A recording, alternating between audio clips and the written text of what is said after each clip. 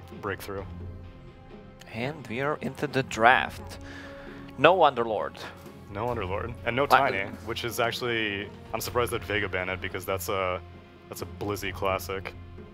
Well, Tiny has been nerfed for a couple of patches, but he still does his thing. And what about 7.13? Do you consider that a net buff or net nerf for Tiny? With status resistance? Well, status resistance is removed, but now strength gives that's a buff for Tiny. Right. Yeah, he gets status resistance, and then he gets on top of that magic resistance. Yeah, I agree.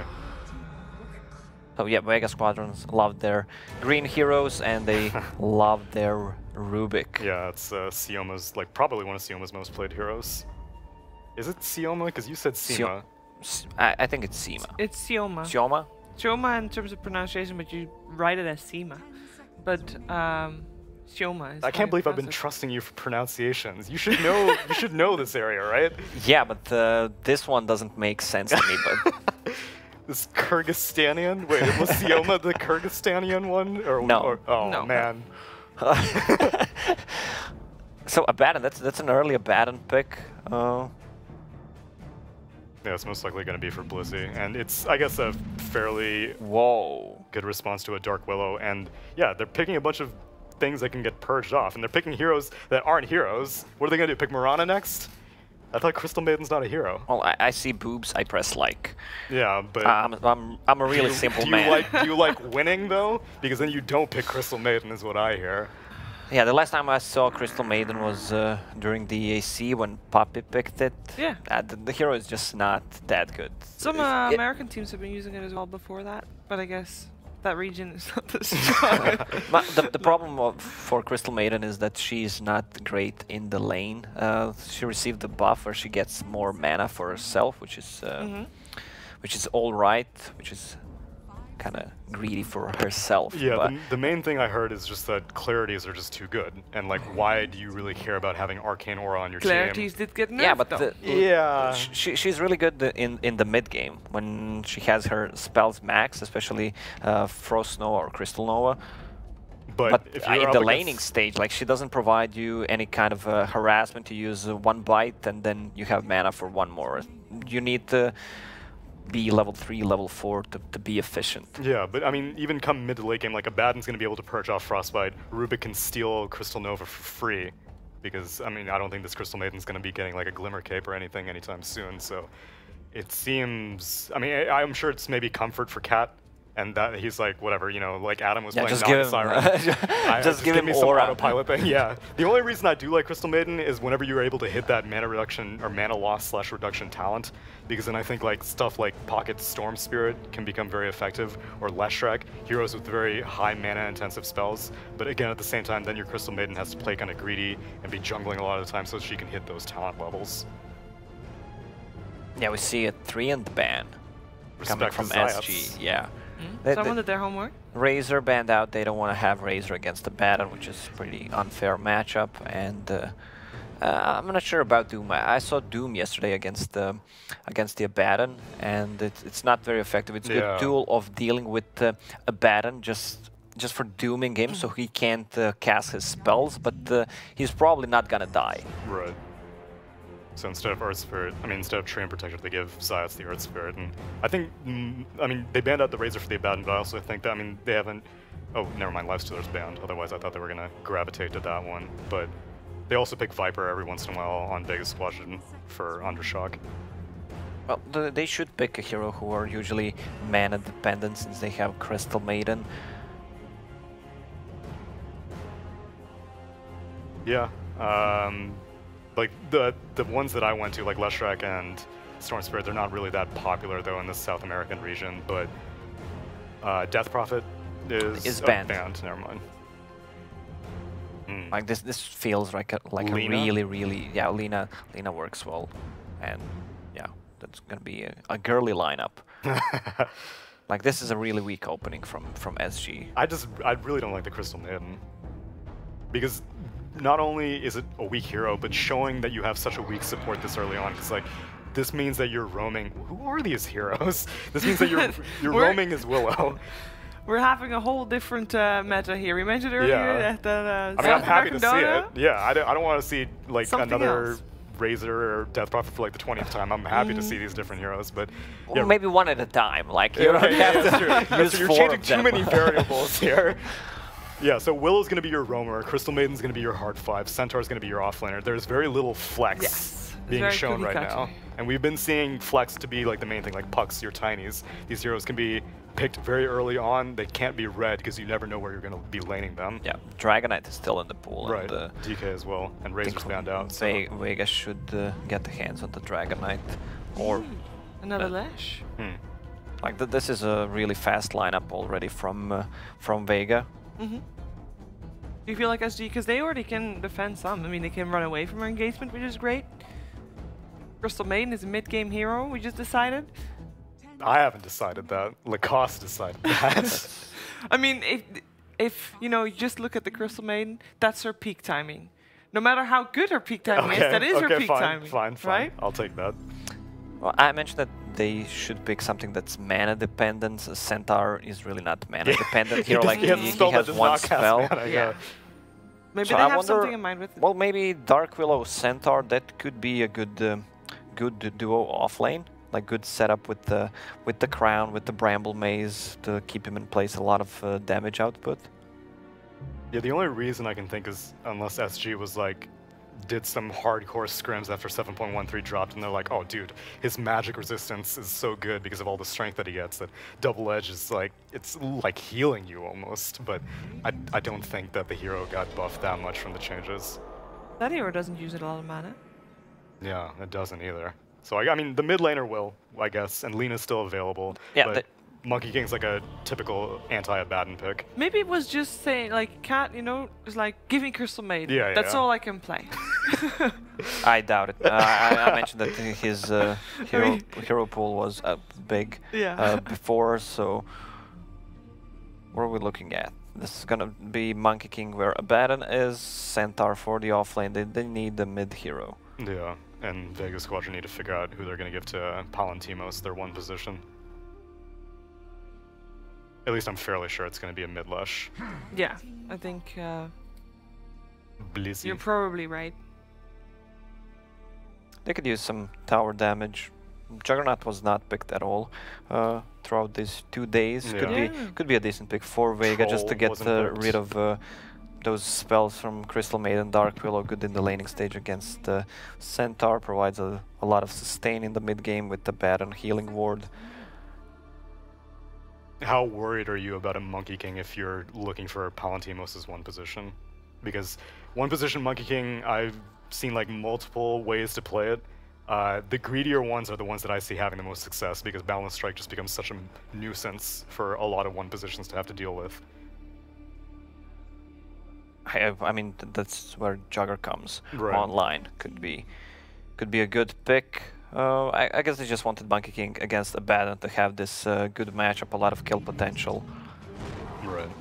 And They there's end up the going for Lena Lena. pick, that's mana dependent hero for the mid, a lot of spam. They just want to destroy the lanes. But I'm not sure about the top lane. If they decide to go with Dark Willow and Centaur on an off lane, Crystal Maiden and Monkey King together early on are not strong enough to actually go against Abaddon +1.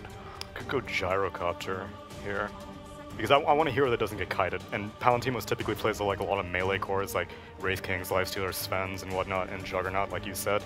But with Centaur, like, even I don't even remember how you really deal with a Centaur, but I just know that Stampede is really irritating to deal with, especially against high move speed heroes like Lena, who are just naturally evasive. Is there? No, never mind. There's not. I was on Just say it, just say it. for Willow Core. I don't know. No. I mean, No, that's why I wasn't gonna say it. I was okay? gonna do a little sales pitch for you, but I was like, yo, Stampede plus Bedlam, how can you No, counter that? I mean, it's very strong support. We've seen that Yeah, it is. proven today. And she's gonna need to be picking up a lot of weight that Crystal Maiden's not going to be able to. Oh, we have a lone druid last. So that's a self-sustainable hero. That can push very well. Yeah, they're looking into timings. Once they get Helm of the Dominator on the Lone Druid, get a couple of items on Abaddon and Radiance after. So they are looking for a 20-25 minute game, which can That's what go they do. into the late game Exactly. as well. Like they There you scale go. really well. So for the predictions, I'll just go with Vega Squadron. Yeah. Yeah, I'm gonna go with Vega Squadron. I also like Lone Druid against Monkey King. Like Monkey King, it was kind of like a rock paper scissors thing. Like Monkey King counters the Abaddon, and then I like Lone Druid against the Monkey King because Savage Roar like chases you out of your Wukong's command a lot of the time. Yep. So I Vega. think it's something that Nahaz always says though as well. Like he looks at ease of execution. I feel like Vega has the more Way easy to easier. execute lineup. It just makes more sense to me as well. So You I'm don't going need to for Vega figure as out well. what to do with the Crystal Maiden, and I think that's the easiest thing. I mean, what are they gonna do with the Crystal Maiden? That is the big question, and perhaps our commentators can answer that question. It is OD Pixel and Gods.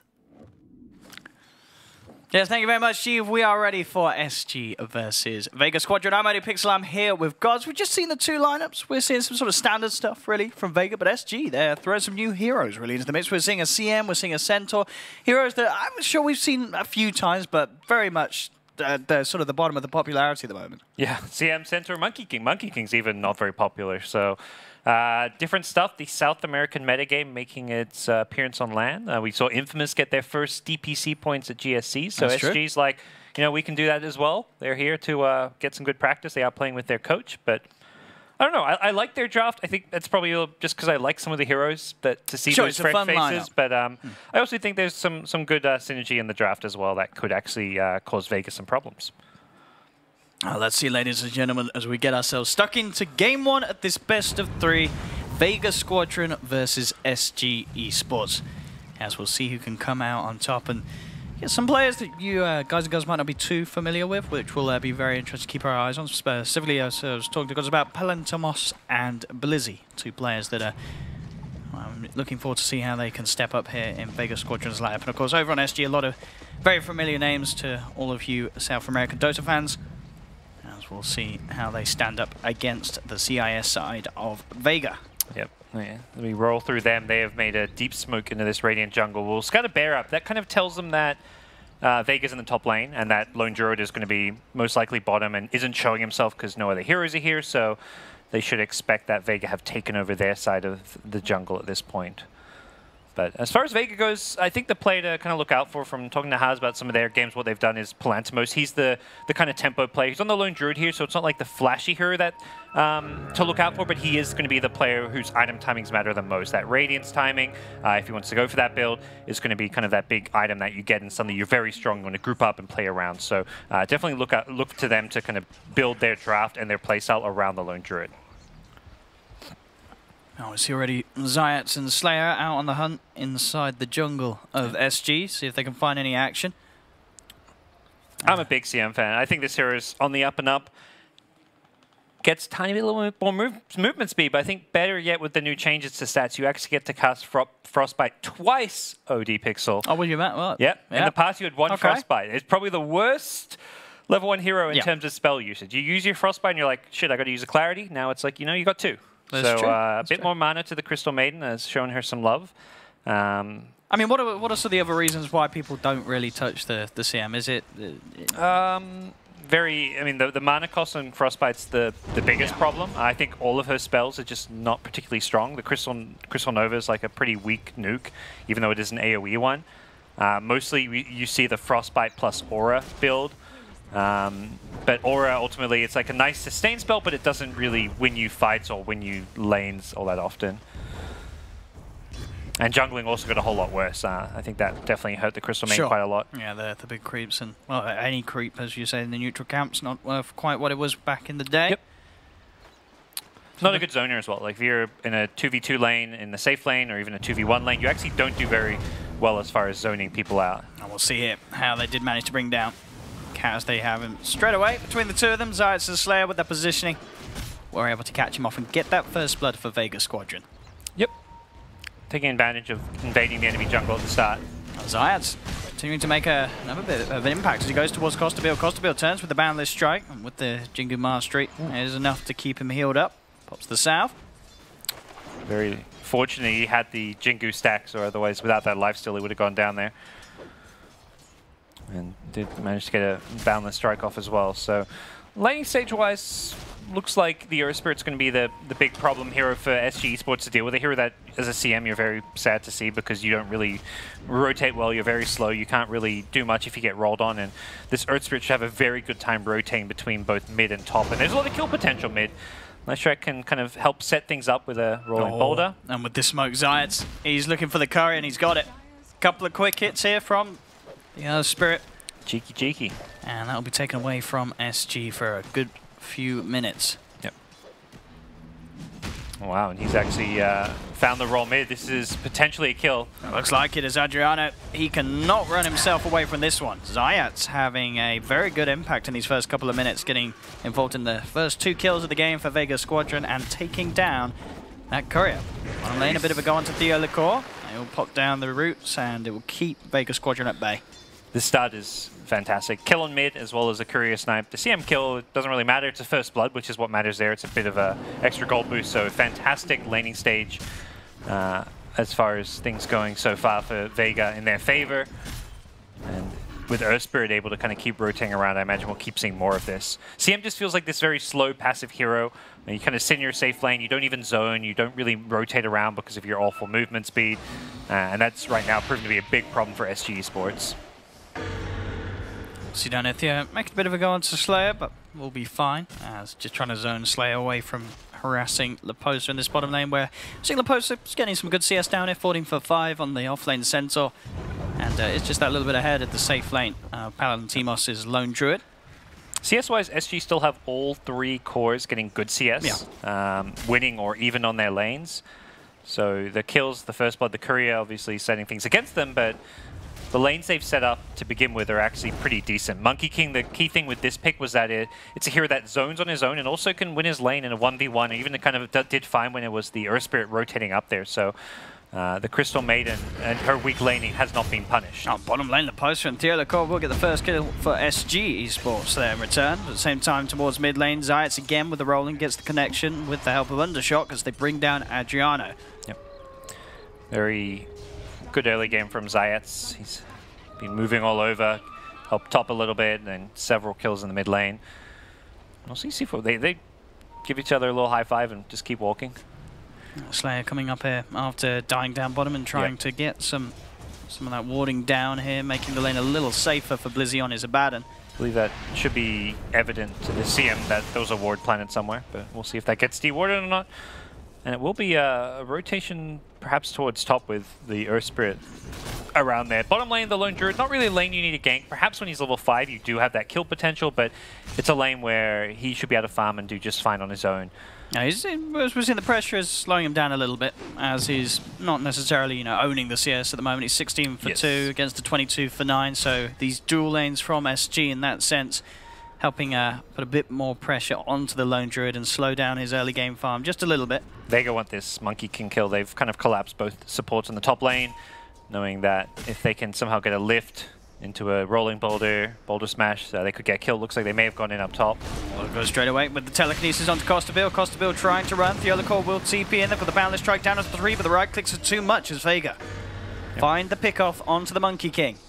Supports that can't really do much reactionary in terms of reactions because of Curse Crown not being an insta-stun. They do have the Bramble Maze, but CM similarly also doesn't have the best defensive spells, can throw a Frostbite, but then that's about it. So good job pressuring the Monkey King, who's not really the strongest of laners. And again, Zayats looking to roll in onto C4T. He's got the control. They surround him, and with a quick burst from the Fade Bolt, Vega take another now. Looking towards Costabil as well. He has got Theo Licor by his side. They're looking to try and chase down Blizzy. He's got 2 stacks on him at the moment. Costabil will be able to fill up the Jingu Mastery, but he's fallen pretty low for this. And look at this, Zayats comes straight back in once again with a roll forward and the rotation from Undershock. They're going to be able to get both of them out of this.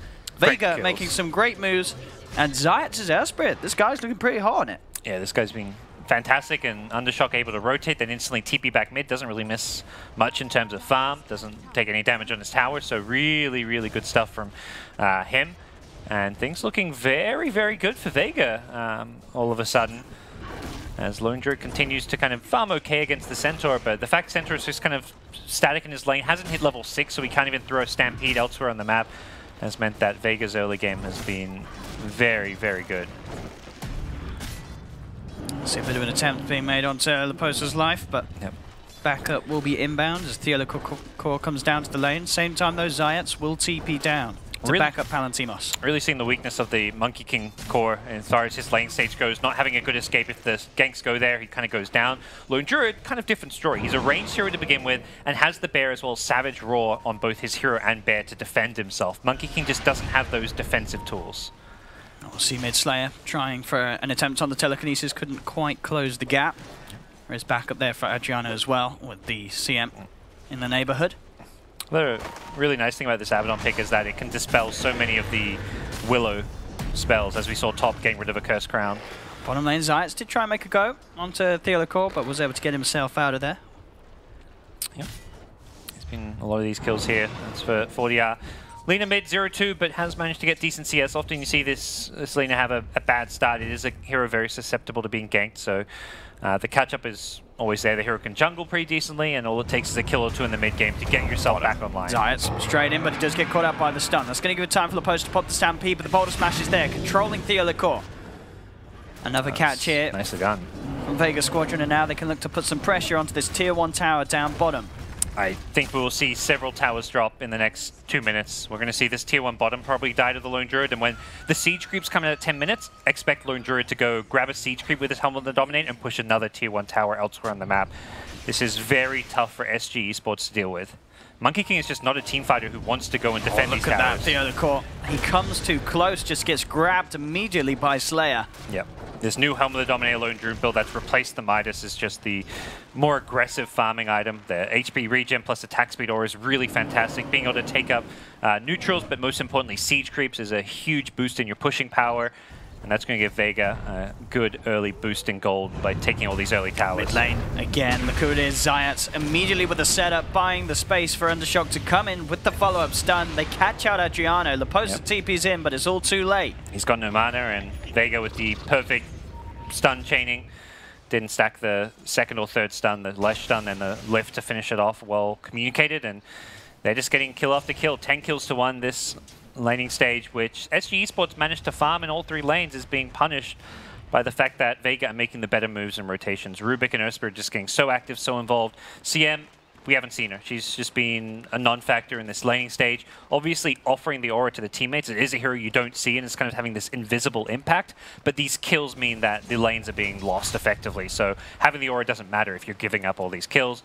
Willow doing okay to secure Centaur's lane at the start, but isn't setting up any kills, isn't really having a high impact as well. Yeah, this lead that has begun certainly looking scary for SG as Vega Squadron. They'll move Palantimos up to the top lane with the Lone Druid, and him and Blizzy Abaddon will be ready to push down on another Tier 1 tower, looking to continue to take these objectives away from SG, whilst SG are sort of unable to pressure a tower themselves, as it seems. It's very scary. Monkey King is not ready to really fight or do much. He doesn't want to defend. That was with the Alpha Wolf push, and I think we'll see a Siege creep picked up soon. If they want to go TP mid or rotate there, they can take that Tier 1, or maybe even, they could realistically even take a Tier 2 here. With the Curse of Avernus plus the Lone Druid, they have tremendous pushing power, and Tower Gold is just going to accelerate the radiance of the Lone Druid. It's not as much as it used to be with the new patch, but you're still snowballing, you're still getting gold, you're still getting further and further ahead with each tower you take. See down bottom, an attempt being made here with the Stampede, and they'll be able to close the gap on Slayer. Quick with the Laguna Blade, SG find themselves the pick on Rubik. That's a 5 position, that's not the kill you want. If you can get this tower, if you can get any follow-up kills on this Abaddon, fantastic, but I imagine we'll see TP rotations if they do dive for this. We'll see if they can get in onto Blizzy. Blizzy playing aggressive. He doesn't have the point of priority. I mean, he's just leveled up, so he should be able to skill it now if he feels need. Yep, and let's saw those heroes bottom. It's like, I'm just going to start chipping at this tower. 3 points in Edict, and a lot of tower damage being dealt out. A similar story in both the side lanes as well. Down bottom, trying to give Leposa a bit of a rundown, but he will be able to TP straight out. Mid lane. Boulder Smash comes out onto Cap, roll away from Zayats, does manage to create the distance between himself and Theolocor before the Cursed Crown kicks in. Yep. Even top lane, the Lone Druid was doing Tier 2 tower damage there, so just feels like Vega getting farm in all 3 lanes, they're not dying, they're getting tower damage. They're going to have taken all 3 out of Tier 1s fairly soon, unless SG do something very brave in this mid lane, which they might do. They just got the blink on center. It's go time. Yeah. They're going to make something happen. They absolutely have to. And we'll see if Leposa can find the opportunity to do so as he leads forward. on the side, jumps forward, does manage to find Slayer. Slayer actually able to pop the stolen Stampede though, and now looking to turn things around. Vega going straight in there, bursting down. The magical damage coming from Undershocker's lot, but they've lost one. They've lost Slayer here. The other core pops himself into the Shadow Realm. Costabile trying to commit to the fight, and the space is there for Adriano to get to work with the right clicks. They've got the Frostbite onto Zayat. Zayat looks to roll himself away, will manage to get out of there, but SG now are able to take 2 and only lose the 1, so able to make an impact with that Blink Dagger reveal and at least getting that Lesh core, one of the high value kills from Vega Squadron. Yeah, it's okay. It's definitely enough out of that fight.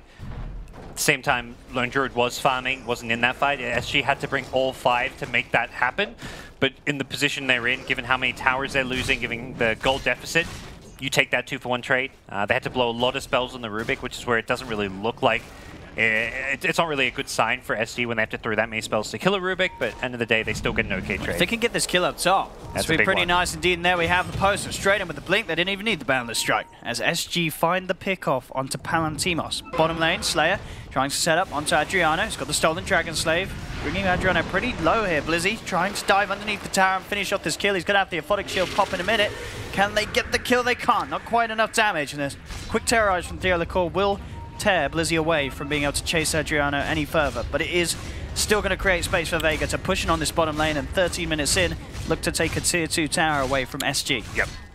They're getting a lot of map control off of this, even if they're not getting as much gold. The tier 2s were the big one that gave a lot less team gold for claiming them with the recent patch, but just having taken control of this side of the map means you can get some very deep wards. You can just set up a lot more kills as the game progresses, because anytime SG leave the base, you have vision of them.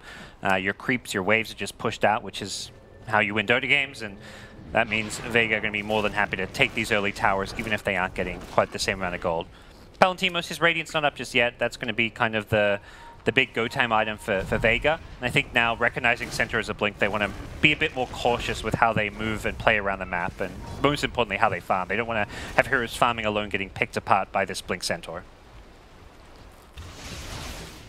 Yeah, certainly starting to move a bit more grouped up, and as you say, just backing up Palantimos on this top half of the map, Vega. Making sure that he can safely shut this wave in. Slayer going for the D-ward. He's being watched though. Laposa able to get in immediately with the stomp. Got the Yules there from Undershock, actually throwing Costabile up in the air, and that's going to be enough to keep Slayer alive as the Aphotic Shield comes out. Slayer jumps up, jumps down with the stolen Primal Spring. And SG, they couldn't quite kill off the Rubik there. Quick Yules play coming in from the Lesh. Undershock ready with the turnaround. Yep. And they lose 2 themselves, SG. They do get the tower down bottom, but still, SG struggling to sort of slow down the pace that Vega Squadron is able to play. This Abaddon picks has been massive in all these team fights. Well, I mean, because whenever SG are initiating, it's always very single target focused, and while burst damage may be able to bring them down through the shield, it's just buying enough time keeping them alive. That time even saving the Rubik, which he couldn't do the last time, and able to just turn it around as a result. So really good sign for Vega that the game is going this well before they've even hit their key item timing.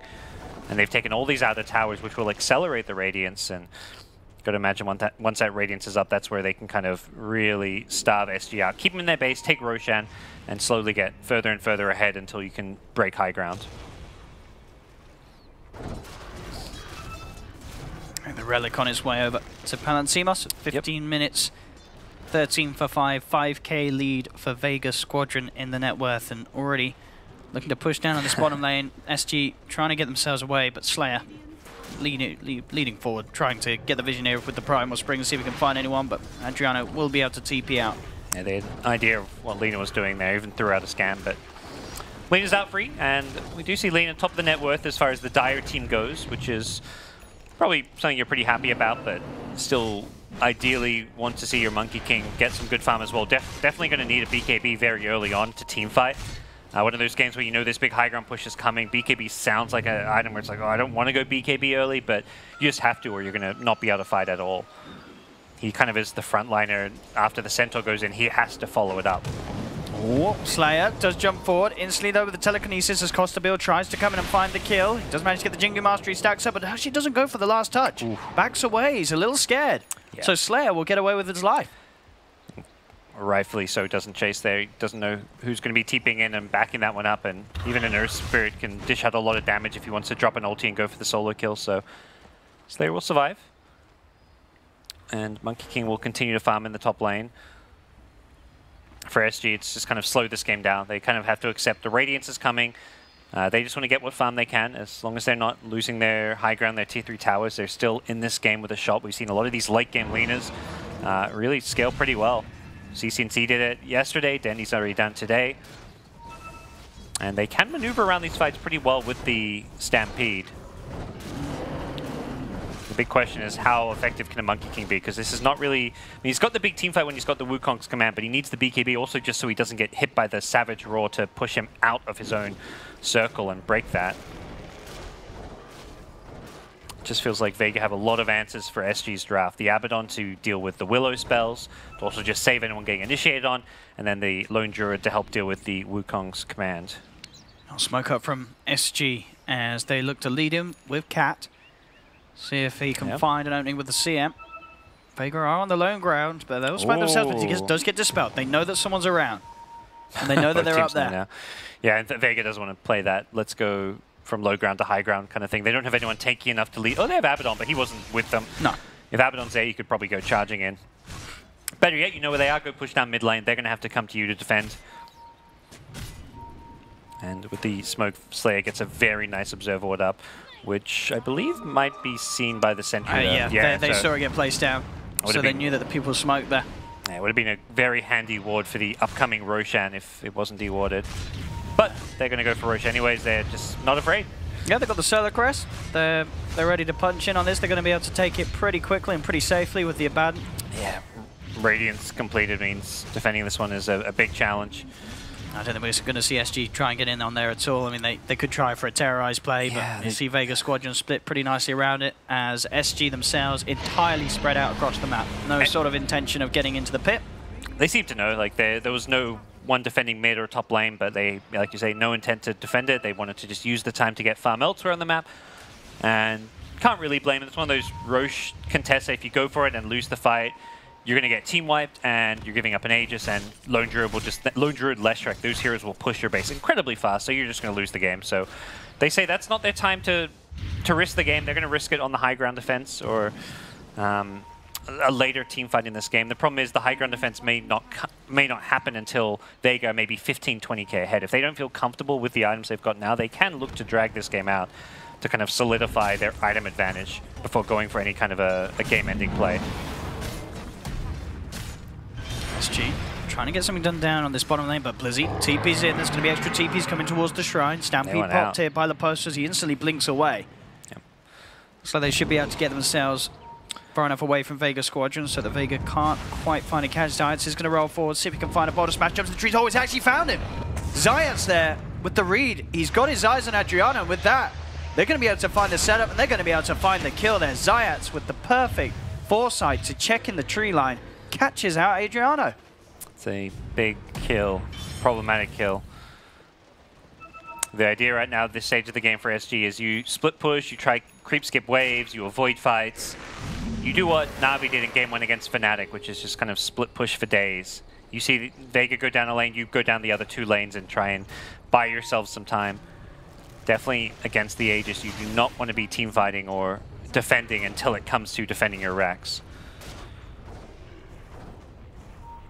So indeed, with the creeps coming in mid, this should be a good attempt at another tier 2 tower from Vega Squadron and Blizzy. They're looking at tier 3s as well. The poster jumps in. Oh, what a Yules. Indeed, Undershock. He's got the counter play straight away with the Yules. The Terrorize will be there to pull some of them apart. Well, we'll get the space to keep the poster alive, but Zayats, he's ready to roll in. Straight into the base he goes. Does get rooted. They have got the Light Strike and the Laguna Blade to burst him down. So SG will pick up one. They'll burst the borrowed time out of Blizzy. Blizzy is going to be stunned up as well. They're trying to move in for more. They're posted with the tag team. Comes in with the 2-man who's top. They jump forward. SG, they found 2. Can they find themselves the 3rd? Blizzy falling incredibly low, but the Aphotic Shield's enough to keep him alive. They pop the Aegis. They're looking for a second time onto Undershock. Can they do it? That's the question. Self-heal's there from Undershock to buy himself some time. He's trying to get himself away, but he can't. And the poster, he's in as well with the controller to Blizzy. They've managed to find 3. They're going to be able to find Slayer as well. Slayer's able to get it with a nuke, but overall, Vega Squadron losing mass members as SG able to hold against that Aegis push. Yeah, they've just kind of got enough team fight and just big AoE spells that do a lot of damage that SG can, when they're defending high ground, do pretty damn well. The constant Lina nukes, the Monkey King Boundless Strike, the CM, dishing out nukes. I mean, they used everything perfectly there, and Vega just not really having enough defensive tools. They've got the Abaddon, but it just feels like they're maybe going to need a BKB on Leshrac before they can go for a big play like that. Their lead was not anything crazy or substantial. It was like a 6-7k gold lead when they went for that, just because they've got an Aegis. I feel like they needed to play the kind of game what you see maybe more of the top tier teams doing, which is you get further and further ahead. You're like, well, they've got 4 or 5 heroes defending high ground. Let's take advantage of the map. SG Esports, they're not leaving their base. We can farm their neutrals. We can farm all 3 lanes. And if they come out of the base, then we gank them. But they really rushed that one, going for a high ground push, considering the item advantage was not that big. I'll see up top a bit of a hunt coming in from Vega Squadron. Looks like Adriano should be fine, as indeed he keeps himself safe towards the side shop. TP's out of that lane. But indeed, that overall lead getting a little bit smaller that Vega Squadron have had after the back of that defense from SG. Yep. As we are seeing the Monkey King step up. He's climbing back up on par with the other cores in the game. We'll see what sort of an impact he can have in these big team fights. I like that we haven't seen him go for any kind of a greedy build as well, and the Monkey King just rushed the Echo Saber. I believe working on that BKB that he has queued up, hasn't finished it yet, but recognizing that is the item you need if you want to be engaging into a Leshrac and even the stuns of Rubik, the Savage Roar, the Earth Spirit. This is a must-buy BKB game. I'd expect even someone like Lina to get it perhaps after this Bloodstone. See what Vega can find with this smoke. SG. Yep. Very close to one another. They have got the Monkey King down bottom, pushing out the bottom lane. That's a definitely nice position to be for Monkey King. You're kind of at this stage of the game where you've lost all your outer towers. You could get kind of starved out, but the fact he's managed to get himself out of the base and farm a lane very deep on the map is a very good sign for him and his item progression. But Vega still have complete control of mid and top, which is definitely limiting the ability for the rest of SG Esports to continue their item progression. Lesh's BKB 3/4 done in terms of his current gold if he wants to commit to buying it. See if that's going to be the case.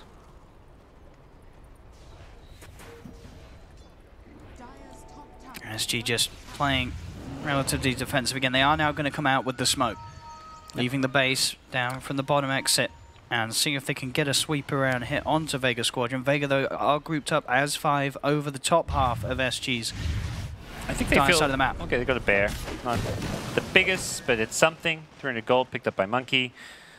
I imagine they feel like, okay, Vegas playing this slow, they're farming the next item, let's gank them before they finish this. You know, Lone Druid, his AC ideally should have been maybe purchased before they went for the high ground push, same with Lesh's BKB.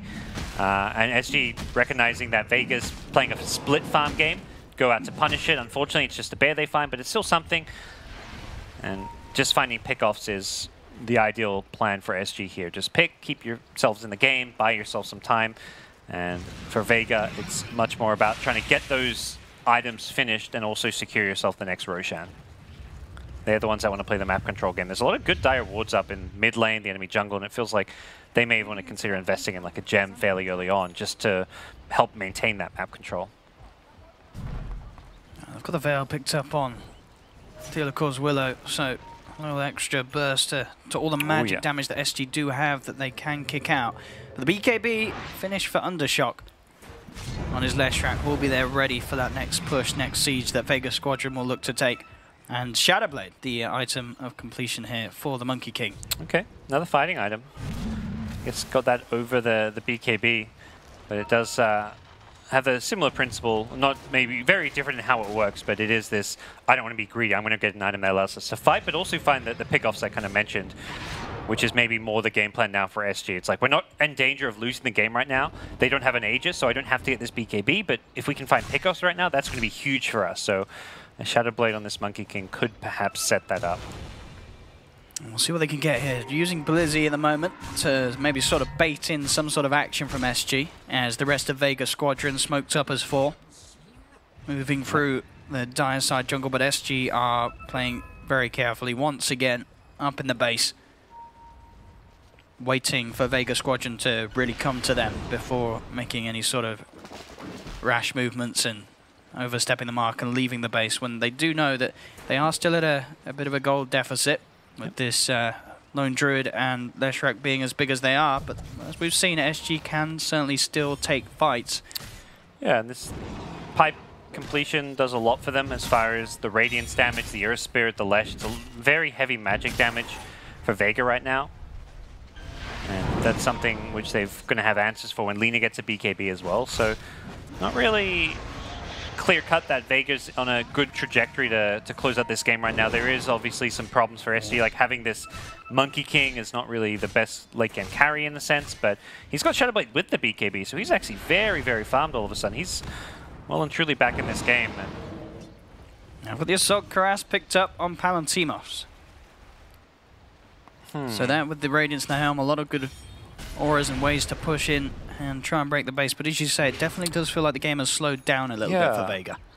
These games that drag out when you have Lone Druid, it's always the big question of, if they can easily kill the bear, you do not feel good with a game going past like 30, 40 minutes. It always feels like with more items your enemies get, your bear is kind of limited on what it can do defensively. I mean, you can buy like a BKB for it, but that never feels good either.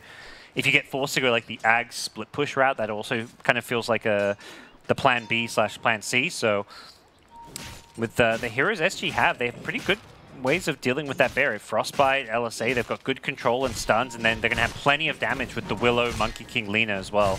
See mid lane, the poster is going to go in with the jump, see if they can force out at least the borrowed time. They're just he's backing up before it's even forced. He knows it's a very, very dangerous play to make. Slayer? He may die for that D ward. So he does get the steal. He's only the level 1 over though, so nothing too amazing from the CM. Adriano, see if he can get the leading, goes in for the Yule setup. The poster does get the 2-man Who-Stopper straight away with the Balance Strike down. They burst it down 1. He's going to buy back straight away those Zayats. Can SG get more out of this? They look towards Blizzy. They'll bring him down pretty low, but he gets himself out of the Wukong's command. A 4-man Boulder Smash comes in from the Zayats there to hold back SG. What a Boulder Smash. That saved Blizzy for sure. Blizzy looked done for there, and then suddenly everyone on SG was just stunned.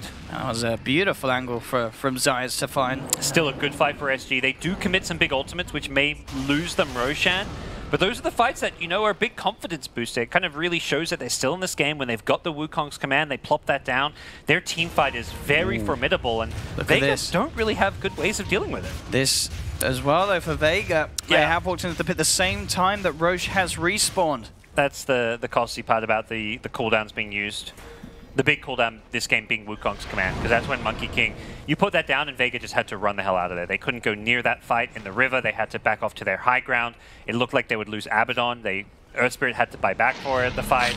But the buyback and the nice save on the Abaddon gets them Roche, so we'll see what Vega could do with it. They really need to try and like bait out a fight where Wukong's is used and then either disengage and stay alive, and then they can go for that high ground push. As long as Wukong's is up, I think pushing high ground is a big challenge. Oh, the poster. He's in the trees here. SG may try and take a fight. So we're going to see him jump across. Doesn't quite find the catch onto Slayer. Slayer will be able to steals the double edge. He doesn't have a blink on the Rubik. See Zayats here. You see if he can find a catch, and he has got the dust onto Costa Bill. Boulder Smash will be off the mark as Costa Bill's able to get the juke off. Nicely done. And Costa Bill will go for the TP out and will make it. Not quite able to get the catch required there, Vega Squadron. Well done not to panic when he gets dusted.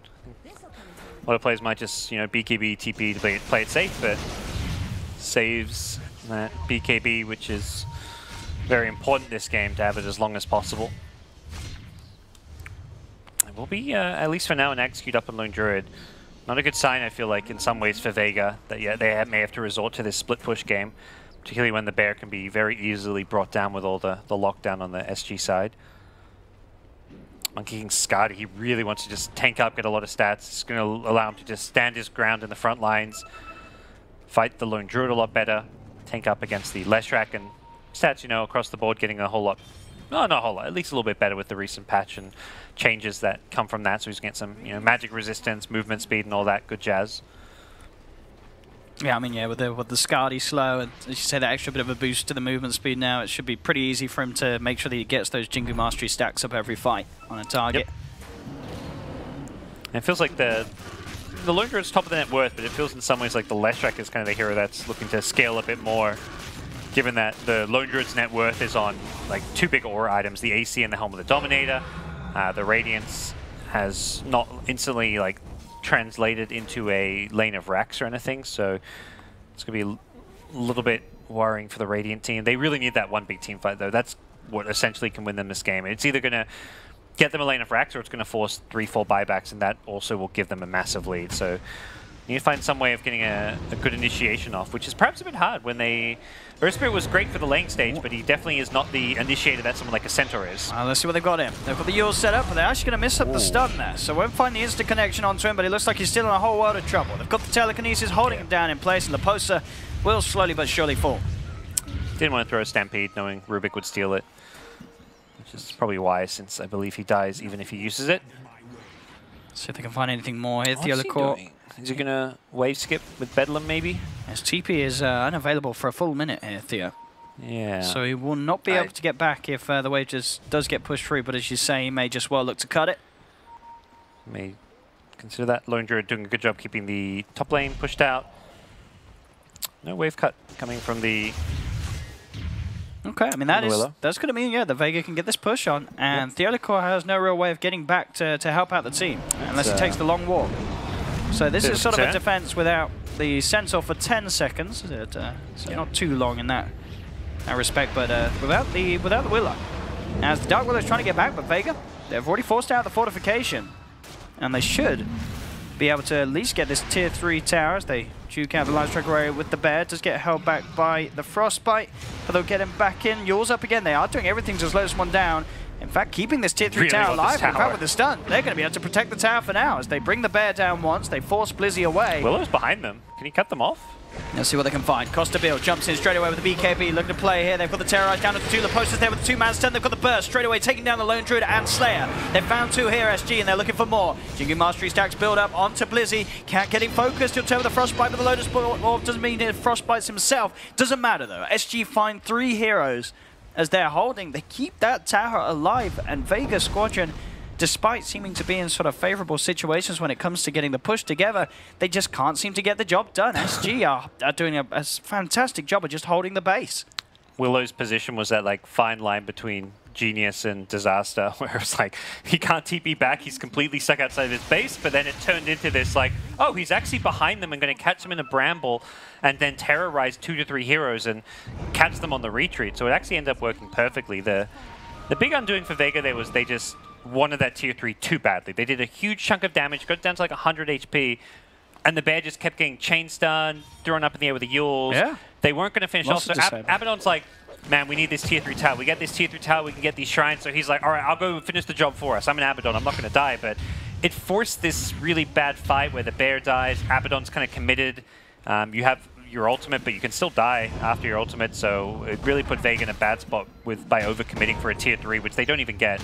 Oh, you can see Costa Bill. He is tempted to go for a bit of action here. He will go forward onto Zayas. Can't quite block off the roll, though. Zayas is able to get himself out. Blizzy does cancel his TP. Yep. Not interested in coming in here at the moment.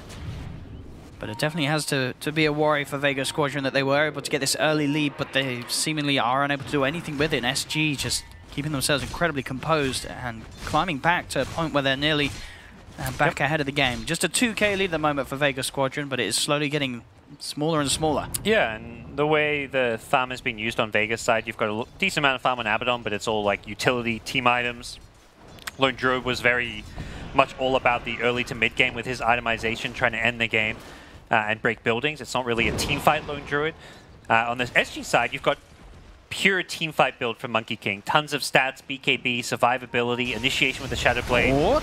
Okay, they'll find him. They have found him as they cut down the tree. They're looking to burst him, jump forward from the post, and there's the Terrorize. Starts to push Vega Squadron away. They try and lead him with the Fiber Slayers there, quick with the lift onto the Centaur, slowing down the Who's Top. They've got the chain stun here from Undershock. They're trying to burst him down low, but Theolicor's there in time with the Shadow Realm. Gets himself out. They've lost no one on SG. Now SG's ready to turn. They take Slayer, they take Blizzy, and they're looking for more. Undershock quick with the blink away. We'll be fine for now, but I say that he's been used up. Adriano closing the gap, the self-fuels there to dodge the stun. There's going to be a buyback from Slayer, as Undershock will be able to get himself back up to the high ground.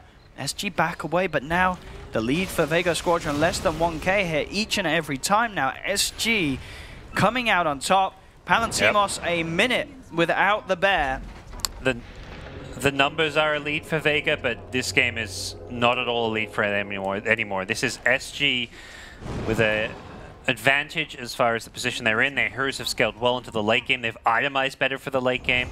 They've got a better team fight draft with this big Monkey King and now mid. Centaur. The lean is scaling well. The same thing you get a grab here onto Slayer. They do find the Boundless Strike. Zayats leads forward with the two-man silence. They get the Laguna Blade off onto Undershock. Light Strike array as well from Adriano from the low ground. They bursted him down with the Shadow Realm hit. They'll take the kill.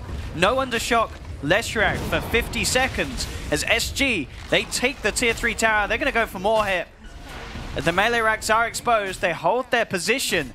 In 5 seconds, Vega Squadron will have Blizzy back.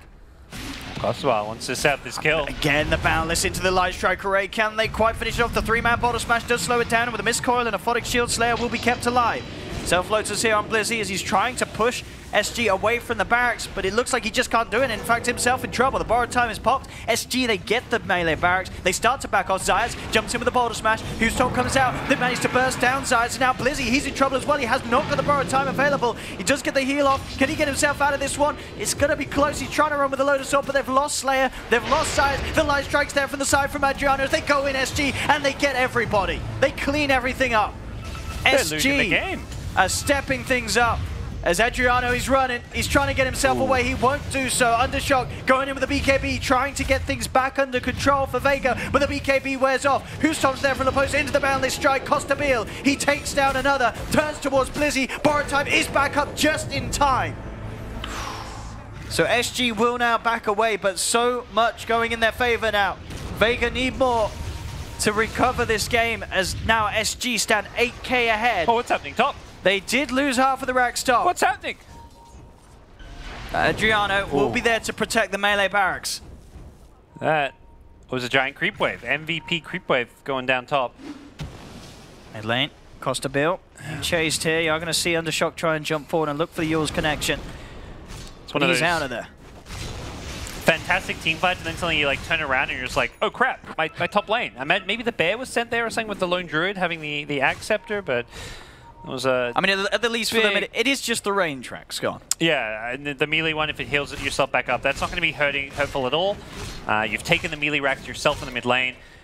Those team fights just really showcased SG Esports' fantastic team fight coordination. They use their spells so well. They're always looking for opportunities to set up. They're always on the same page. Like when they go in for kills, everybody's there, knows how to use their spells, who to go. And when they back off, they all back off. Slayer with this Invis rune getting some information here for the side.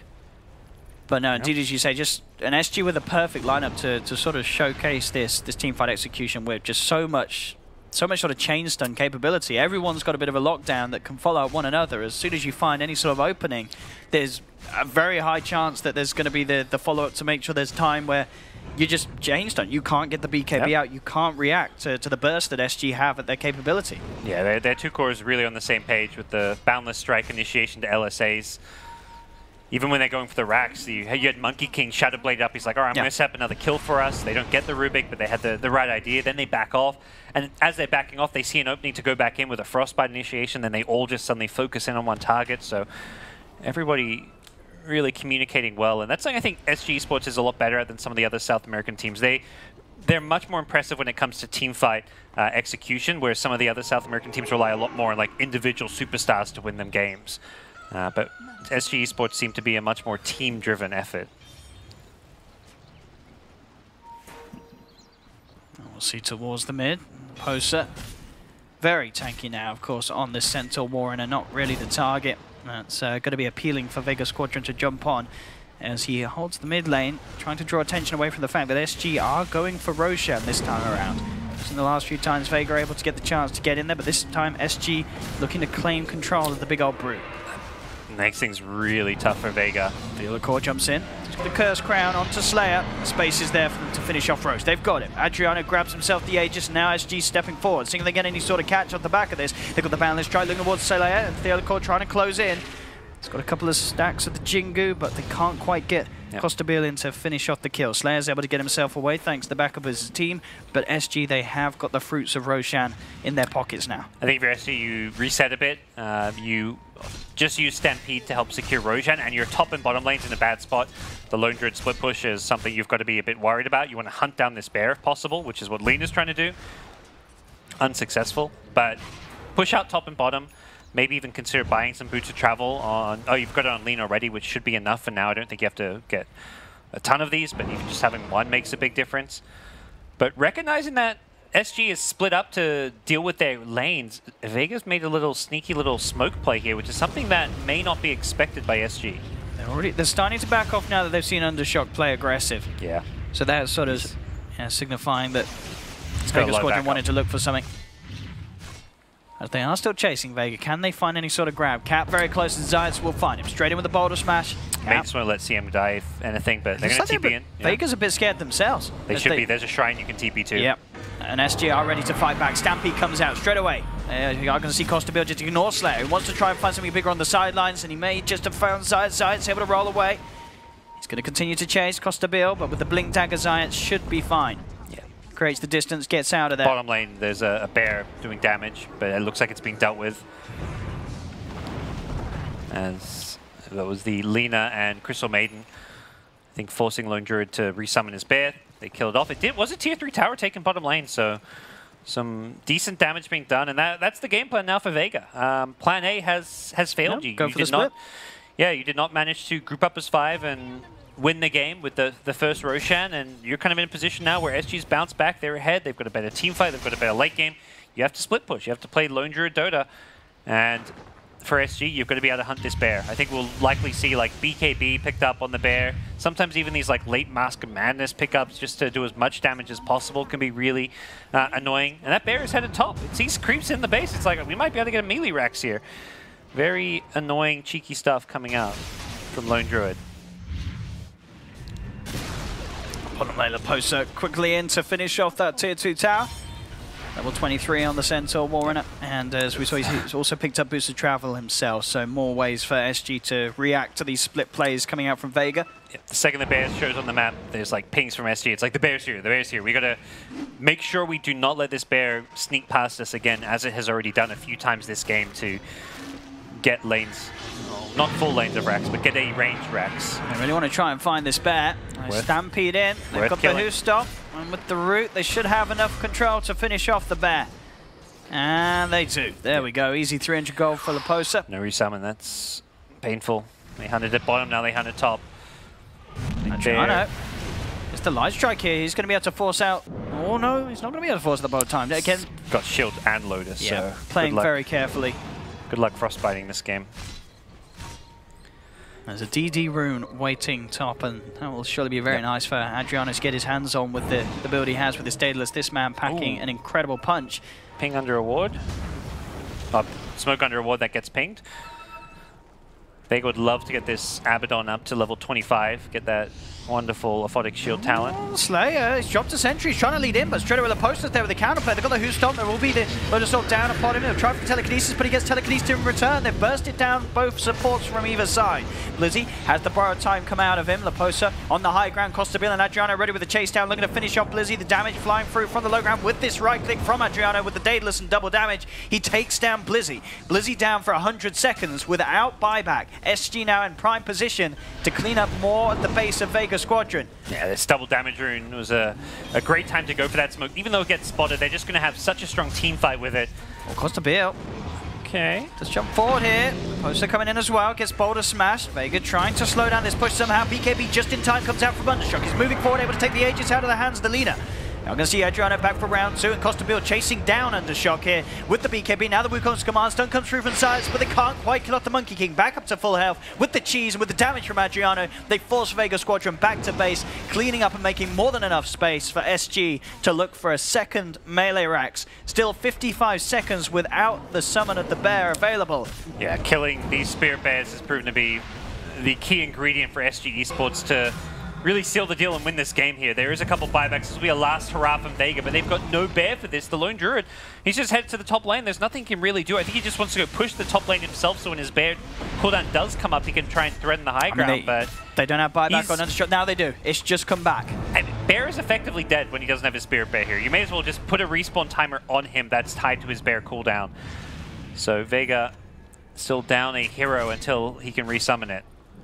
Down 23,000 net worth, 2 full sets of racks taken away from them.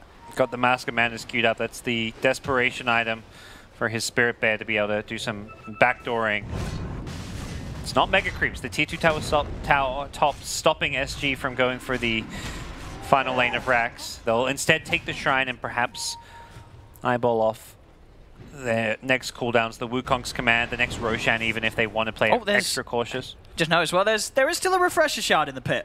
Looks like they forgot about that one. They must have thought it was the second. I thought it was the second Roshan. You know. Oh yeah, Vega already did too. So yeah, that was the third. That's not been a refresher shard. Come on, we want to see some double Laguna Blades, but they've forgotten about it. If the bear found that, he's very happy. He's like, I've got another bear resummon to play around, but.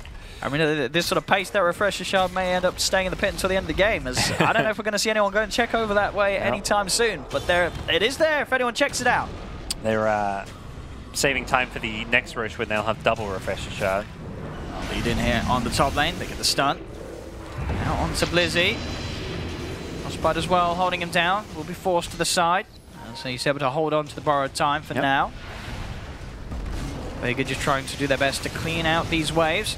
Adriano in once again, this time they'll get it out of it. Borrowed time is popped, Poster jumps into the front line. They have the telekinesis, dragging him back into the midst of all the terrorize. Forcing back Vega Squadron away from these barracks, allowing Adriano to just go to work. As SG, they just focus on the objectives. They're taking down the melee racks, the huge area of this Wukong's command, causing issues as Cat comes in straight away with the ultimate. Undershock post the BKB, they've been able to burst down the CM, but SG, they're cleaning up the barracks, they're cleaning up the tier 4 towers as the buybacks will come out, but there's 3 dead, 4 dead now for good on Vega Squadron. The SG but he can't do anything. Absolutely not. It can't push nearly as quick enough. He's going to try his best with Undershock. They're trying for a base race. Don't think this works. It's absolutely not working at all. GG, well played. It's called SG Esports taking game 1 and looking rather impressive indeed. A team that they were behind at the start. You know, Vega Squadron got good control of the lanes. They had these good rotations. They had this good lead. But SG, they played it cool. They were able to turn it around, and they made this game look seemingly impossible for Vega Squadron in sort of the second half. Just having that superior team fight, and then if you look at the Vega 3 cores, none of them really team fight well. Leshrac does a lot of damage in team fight, but he's a hero that very much relies on a frontliner. Anytime the bear was frontlining, it was being brought down, and if the bear dies, then Lone Druid is just deleted from a team fight. So very tough game for Vega to play once SG stalled it out, picked up a few big items. The BKBs particularly on the Monkey King being the big one, and just that first great high ground defense bottom lane. The Vega just really overextended, tried to force the racks too much, tried to pressure the tier 3 tower. They really wanted it, and they gave away too much every time they went for a high ground push. Yes, absolutely. Just as we sort of said, just great team fight execution really from the side of SG. It was just very sort of calculated and composed. It was everything following up one another perfectly. Some great sort of plays from the post, just getting really stuck in with the Centaur War in it each and every time, sort of getting the 2-man who stomps at least to set up some really good play for SG. Yeah, and everyone was very tanky. I think the Centaur as a frontliner with a pipe meant that the Bear Radiance wasn't really doing all too much, neither was the Leshrac, and then Abaddon is just a purely defensive hero, so the damage output from Vega was a bit lacking in the team fights because of the way SG itemized. Yeah, well, we'll find out what happens in Game 2 very shortly, ladies and gentlemen, but as it stands, Game 1 going the way of SG Esports, as we'll pass you back to the panel.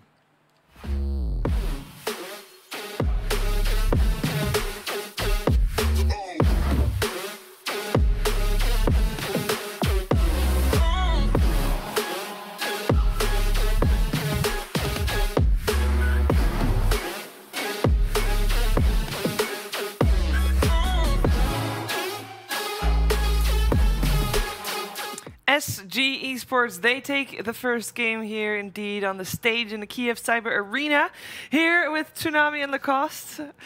And we were wrong. We got proven wrong. The Crystal Maiden was victorious, Lacoste.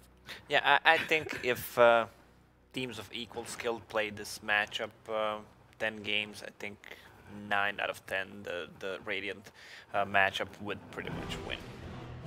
They try to siege the tier 3 tower, overextended, and from that point of the view, like the game just backfired to them. Also, I think Abaddon should have made a different item. He had the Lotus Orb, and they wanted to finish the game. You already have a Photic Shield to remove a couple of the spells, a lot of magic damage coming out from a Centaur and Lina. I think Pipe should have been the right choice. Either go for a Pipe or go for Heaven's Halberd to mitigate all the damage coming out from Monkey King. Monkey King went for great item, second item BKB, and he was the frontliner besides the Centaur. They were controlling the fights really well with and played around the Monkey King's ulti, 2-3 man hoof stomps, and just a good execution after 20-minute mark from SG. Yeah, I spent all this time praising Vega for their late-game decision-making. Though, Yeah, to be fair, I was gonna bring that up. to be fair, that was a mid-game decision. I never vouched for their mid-game decision-making. But they did make it to late game. They did, and it was panicky at times, but by that point, like, you saw that SG had far superior teamfight execution, and Vega Squadron did not have a teamfight comp at all. And so whatever they were able to scramble together was worthwhile and does inspire confidence for the next game, but it was one fatal mistake that ultimately was too hard to recover from. And like Lacoste said, excellent itemization coming out from SG, whereas some questionable itemization was coming out from Vega Squadron. Yeah, this is how the lane started. They gave Abaddon a lot of space on this lane because Lone Druid is self-sustainable. They just couldn't, even though they got 2 first Roche, they couldn't keep up after that tier 3 siege. We see a difference with the tier 3 sieges right now because you get less gold and also the top racks when they try to go for it. Top the melee extra racks 300 HP. had like 150 HP is that those 2 siege creeps were trying to whack away at it, and Lina was viciously defending it, but by that time, the game was already too far gone, and there was a lot of movement early on from Vega Squadron that I thought was going to pan out very well, but Lone Druid, I guess, was hemming and hawing between being a split pushy kind of carry or being a frontliney tanky carry that's sieging with the rest of the team, and ultimately they tried to strike a balance between the two and was not successful. And also, amazing terrorizes all game long. Theologor, I think, is probably my MVP. Also, they played well around Monkey King, and he popped BKB before he could use Savage Roars. Also, they did a good job dealing with Abaddon's ulti every time, just keeping him in place, not damaging him, or just keeping him with the Yule Scepter. Like, in theory, I saw, like, during the mid-game of the lineup, I was like, well, even their team fights seem weird because, like, you've got Stampede and you've got Terrorize. These are spells that, you know, you want high movement team fights, whereas Wukong's command is like, I want everyone to sit in the same place. But despite all that, SG like staggered their spells very well. Like, rarely would we see initiations from Stampede. It would be more whenever the enemy team gets terrorized and like, all right, let's chase them down and get like a nice balanced strike on multiple targets or a nice bramble maze on multiple targets. Yeah, you can see the power of ice and fire. Crystal made it 2 sisters. Lina Yeah, benefits so that was much. going to be my question. How much ice influence was there? Because Lina ended up going Bloodstone anyway. And the but one thing I before, was in going the to laning say, stage, the laning stage was, yeah, it was significant, but I don't know. I'm still not sold on the Crystal Maiden. They still were behind at the start of the game as well. Right. I mean, it gives mana to Monkey King, who's but he went Echo Saber also. See, that's the thing. Like, if these, I mean, you want to have more mana. regen. Either you go for Battle Fury, so you can just flash farm. It's not just for the wave clear. It also gives you mana, so you can jump around the trees and farm faster. This way, with Echo Saber, it doesn't provide that much mana as Battle Fury. So you think they'll pick it again? Not necessarily. And if they But do, Dark maybe Willow, not first Dark two. Willow is Yeah. also mana-dependent hero, so Dark Willow is doing a really good job, never out of mana, always being able to cast her spells. In the end, though, as you mentioned, Vega Squadron, their lineup looked very solid. They were not able to close the game out. Do you feel like they could have changed some of their lanings up to maybe get a bigger head start? I think, if anything, the bigger head start may have made them, like, the higher they go, the harder they fall. And so we had mentioned that SG had not had that many competitive games recently, whereas Vega Squadron has been playing a ton. Yeah. And so why not take them out of their comfort zone? Pick a whole bunch of heroes that Vega Squadron probably have no idea how to deal with. Like, you high ground siege most of the time against a Centaur War Runner. Like, no one knows how much magic resistance this thing does. And so you're like, well, we can get a pick. We can be kind of aggressive about this. But the bear was constantly getting stunned out, and there was so much chain disable on the side of SG Esports that Vega Squadron were like, this is weird. Why are we not being able to win a siege when we're so high in net worth compared to these enemies? This is the 4th game in a row where going high ground is very difficult. Do you feel like maybe the patch has something to say about this? Is there any influence from that, or is this just coincidence? Definitely, it's going to be harder because you have less gold, so you're not going to group up as fast as you would in the previous patch, and the buildings have more HP, some of them, and the glyph lasts 1 second. I think more, glyph, which is yeah. a pretty big from 5 Especially to against 6. like a Leshrac. Leshrac, you've got Diabolic Edict on a clock, Rabid and Battlecry are on a clock for Lone Druid. These are heroes that, I mean, most of the time you're able to squeeze in a little bit of DPS before the glyph, or after the glyph times out, but 6 seconds I think is probably the biggest influence in all of this. Lina did most damage building. So like Lina is it's kind of popular lately, and I love to see Lina back because some of the flashy players are back into this meta. Flashy spells also. Yeah. 40 played it really well. I think even when they were behind, he was the one keeping the team in the game. And he took a lot of abuse in the early game also. He did. And so being able to, like, again, we were saying like maybe LAN jitters could play a factor. I know they do have some experience here, but like at the end of the day, like you want as much seasonal veterans as you can get, but he stayed strong, and you know, maybe Crystal Maiden was able to emotionally support her sister. I gotta give credit to Earth Spirit. Like, he played amazing for the first 20 minutes. Fantastic. Like no mistakes all over the place. He set up pretty much every single gang for them. Well, let's see if Zayak and his team have a chance to force out that even score. It is a 1-up in favor of SG Esports. We are going to take a 5-minute break, and then we're back with the second game.